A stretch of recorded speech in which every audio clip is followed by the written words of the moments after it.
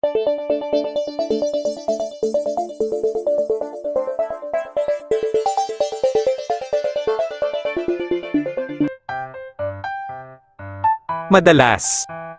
gusto nating mag-relax at magtingin-tingin sa paligid kapag tayo ay nasa bakasyon at kapag nasa tabing dagat.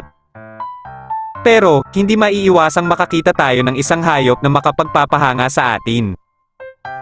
Iyon ay ang pilot whale. Ang kahanga-hanga sa hayop na ito, bukod sa appearance, ay ang balat nito. Ang kakaibang balat ng pilot whale. Pag-usapan natin kung ano may tutulong ng balat ng pilot whale. Kaya, ito ang eksplanasyon. Malaking pahirap sa barko ang pagkapit dito ng mga taliptip at iba pang organismo sa dagat. Tinatawag itong biofouling. Dahil dito, bumabagal ang barko, mas maraming fuel ang nagagamit at kailangan itong linisin ng regular pagkaraan ng ilang taon. Kaya naman ang mga siyentipiko ay naghahanap ng solusyon mula sa kalikasan. Pag-isipan ito. Ipinapakita ng mga pag-aaral na ang balat ng longfin pilot whale, Globicephalus, ay may kakayahang maglinis ng sarili nito. Nababalutan ito ng maliliit na umbok na tinatawag na nanoridge at sa liit na mga ito, hindi makakakapit ang mga larva ng taliptip.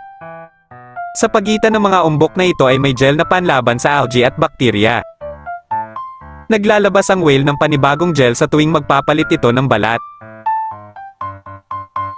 Gustong gayahin ng mga siyentipiko ang kakayahan ng pilot whale na linisin ang sarili. Dati, pinapahiran ang mga barko ng espesyal na pintura para maiwasan ang biofouling. Pero kamakailan, ipinagbawal ang pinakakaraniwang pinturang ginagamit dahil masama ito sa mga nilalang sa dagat. Kaya ang solusyong naisip ng mga mananaliksik ay balutan ang ilalim ng barko ng metal na parang net. Sa ilalim nito ay may mga butas na naglalabas ng kemikal na hindi nakakasira sa kalikasan. Kapag nahaluan ng tubig dagat, ang kemikal na ito ay lumalapoot na parang gel at bumabalot sa ilalim ng barko.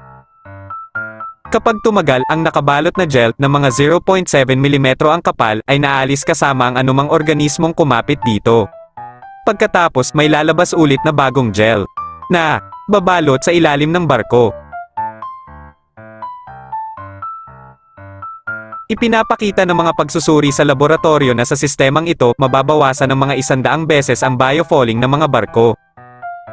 At malaking tulong yan sa mga shipping company. Dahil malaking pera ang nagagastos nila kapag pinadadaong ang mga barko para linisin.